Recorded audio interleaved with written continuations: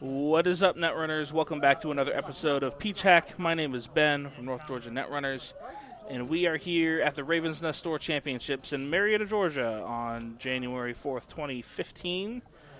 This is round 4, game 2 on round 4 between these two players. On the left, we have Gabe, who will be running as Noise, where Noise is able to force the Corp to trash the top card of R&D every time he installs a virus card.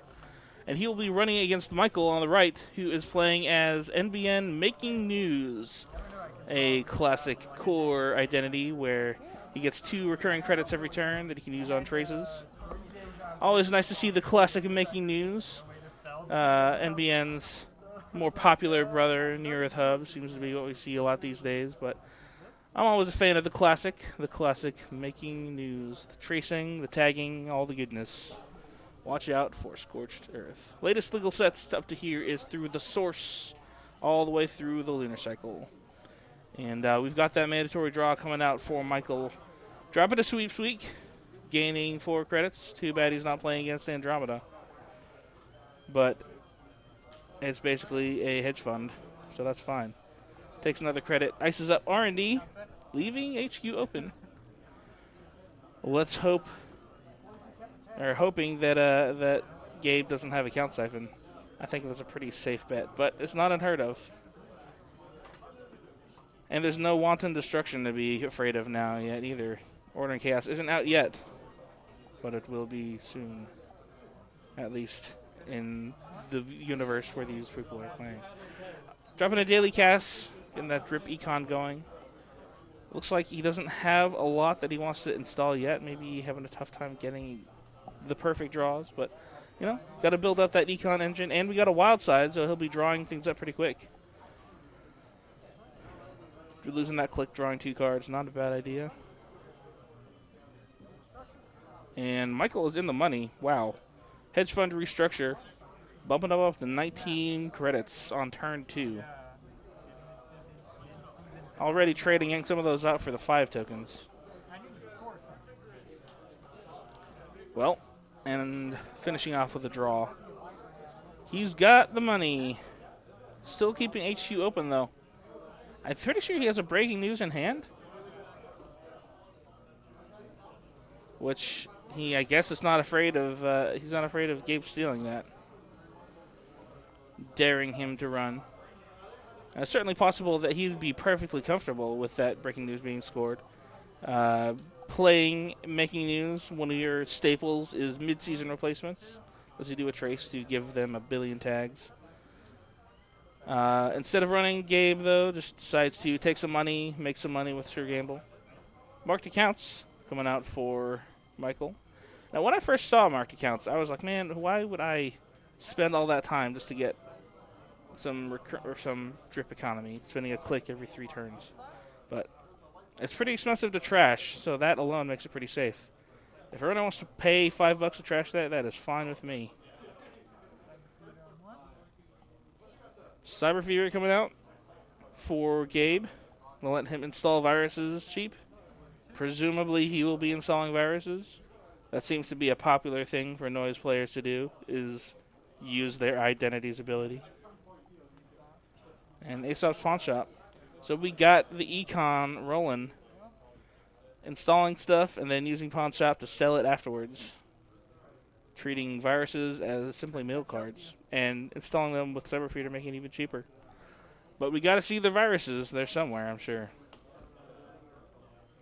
And Michael icing up and drawing with Jackson Howard. Looking for the stuff he needs. It's just kind of really surprising for me that he's keeping HQ this open.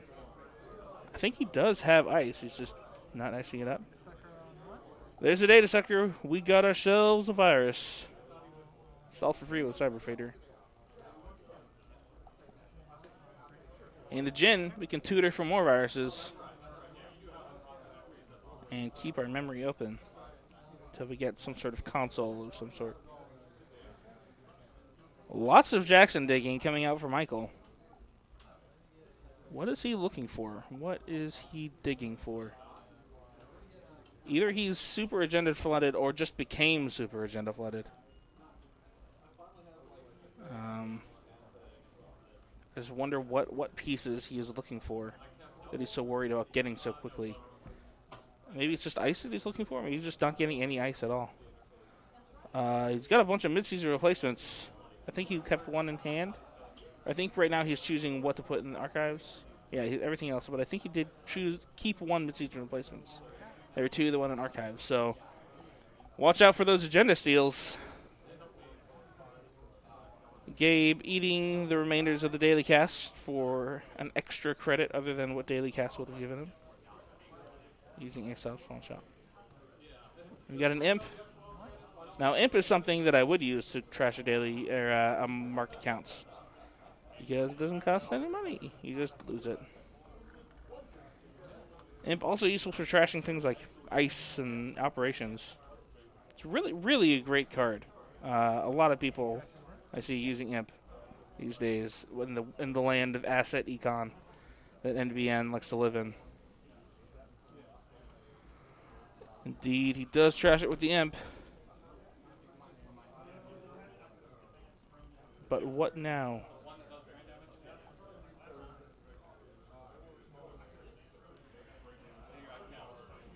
No icebreakers coming out for Gabe yet, so he can run HQ. It's wide open, but everything else is a little protected. Imagine we probably want to see some parasites or something coming out. Ooh, we see a Yogg. Interesting. Yogg is, that's an icebreaker, but it's something we don't really see that often anymore. Once Lotus Field came out, that kind of turned off the Yogg popularity, but Snatch and Grab coming out for Michael. He's going to do a trace and wanted to kill one of Gabe's resources. Now, of course, Gabe can take a tag instead. But against making these, that sounds like kind of a bad idea because they're almost certainly running Scorched Earth. So, yeah, don't take a tag versus making these. It's a bad idea. Pro tips. So, yeah, loses that Aesop's pawn shop. Going to slow down his economy and not really give him a way to turn off Wildside if he needs to. I imagine he's probably got more Aesop's lying around. So, I don't think he's too worried. Sure gamble. He's got money anyway. Big deal. Big deal. Gabe runs HQ. It's free. Why not? Ooh, and there is a Scorched Earth. He's going to trash that with him. Get out of here, Scorched Earth. Nobody likes you. Go away. Go away.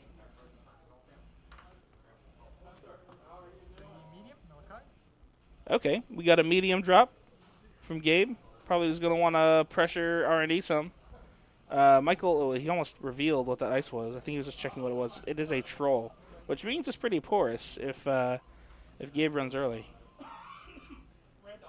Oh, and Michael is not a fan of how porous that is, so he decides to ice it up some more. And install something face down.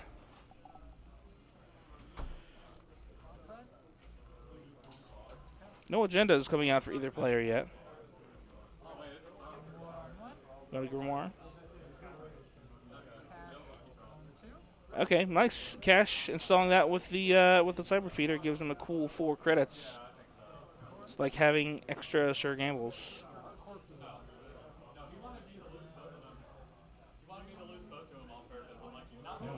Sounds like Gabe at this point is satisfied just building up his rig. I mean, having one icebreaker isn't the most reassuring thing. Pulls out the Deja Vu. Okay, he's going to get the Aesop back. Not a bad idea. Want to keep your thing. Oh! Ooh! That face-down card was an AstroScript pilot program. If Gabe had just ran there, he would have scored 2 points. But no.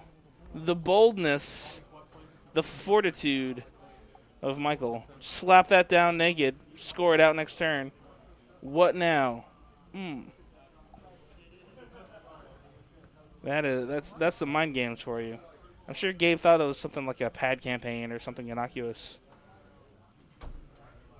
Nicely done. 2 points. And that Astro is scored. It is on the board. And I'm sure there's more on their way.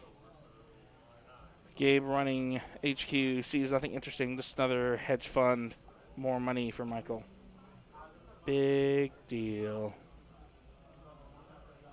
Michael not quite as rich as he was toward the beginning of the game. Knight from Gabe. More icebreakers. That'll do. That will do. Michael pops Jackson before he does his mandatory draw. I wonder if there's just too many. He must have been getting pretty agenda flooded, just dumping a ton of agendas and archives. Looks like, I think that's a couple Beals and an Astro script. And he wants the Astro script back now that he has one scored. So he just chain them to oblivion. And then breaking news for the win or something like that. We'll see if he gets it, though. He has to draw it first, and he doesn't have that Jackson to accelerate the draw anymore. He does draw a Beal, not the same thing. Not exactly the same thing.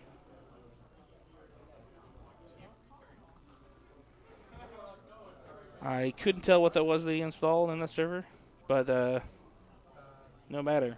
Keeps HQ wide open. Gabe sells that cash to Aesop's, makes $3 more off it. Total of $7 coming off of just that one card. Nicely done. Classic noise.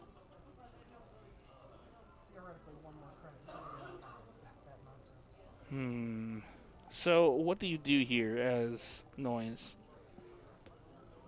Okay, Mimic. We got more breakers. That is pretty good. I mean, Corroder is the thing you're probably least afraid of. I mean, barriers are not very scary.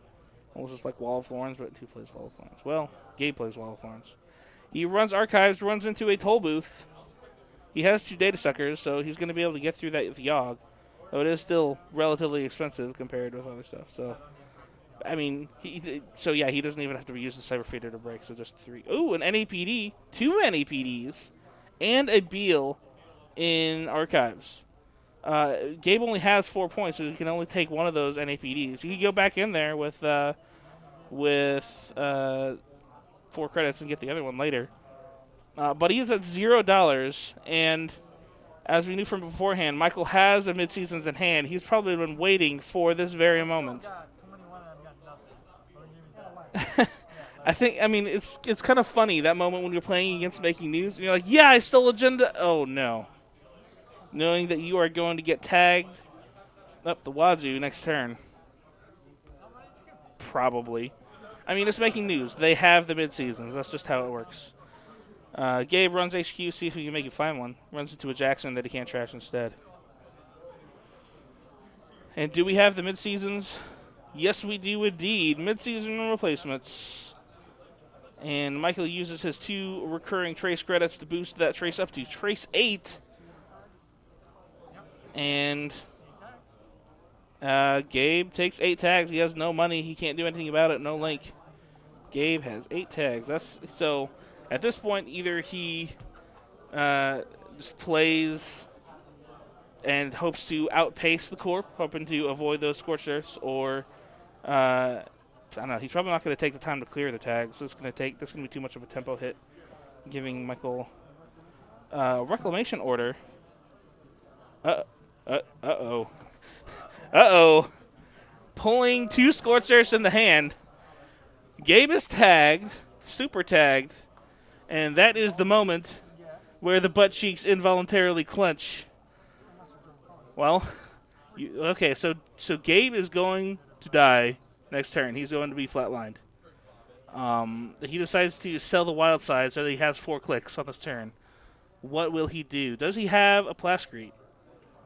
I would imagine if he had a Plascrete, he would have dropped it already. I mean, what do you do about it? You've got 4 points. You could try to just try for the score.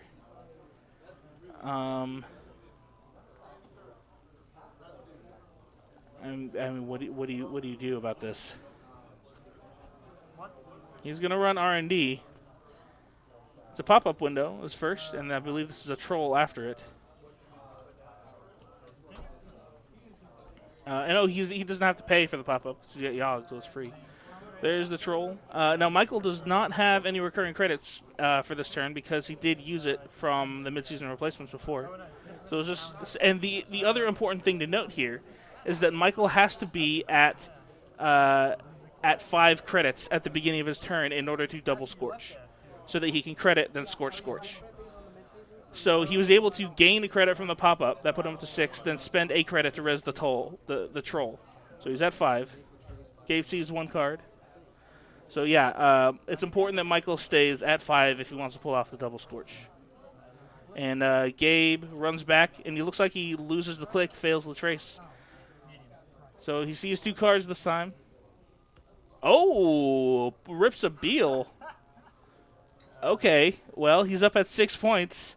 He has exactly 1 click left. Is he gonna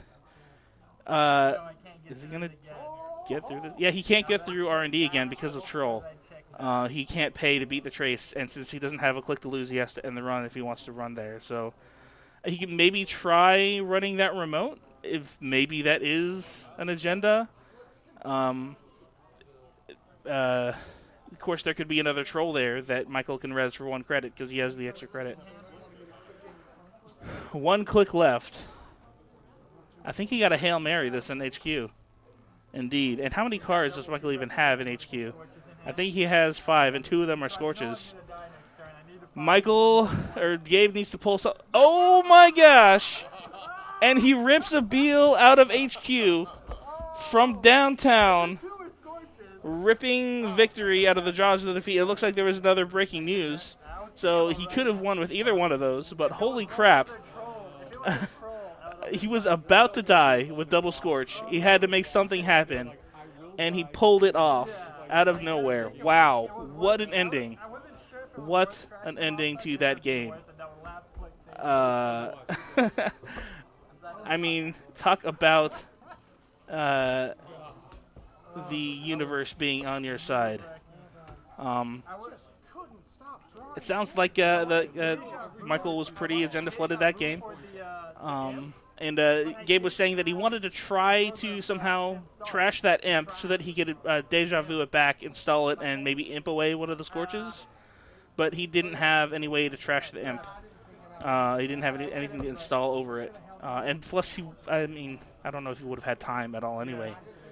But, wow. Great play. Great way to end round 4. Game 2. Victory goes to Gabe. Great games from both of these players. I really enjoyed this series from these 2 guys. We're going to be moving on to round 5, the last round of this 5 rounds of Swiss tournament, coming up soon. Thanks, everybody, for watching. Stay tuned for more Netrunner, and I will see you guys next time.